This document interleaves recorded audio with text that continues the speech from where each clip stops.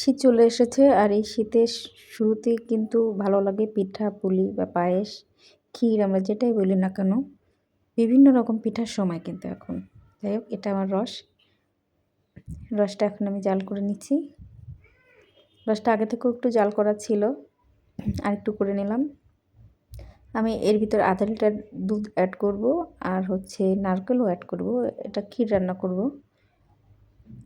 আমি কয়েকটা তেজপাতা, কয়েকটা এলাচ দিয়ে দেব। যাই হোক, দুধটা আমি ভালো করে একেবারে ঘন করে একটু জাল দিয়ে নিয়েছি, সরবরে গিয়েছে। এখন রসটা পুরোপুরি আমার জাল দেওয়া শেষ।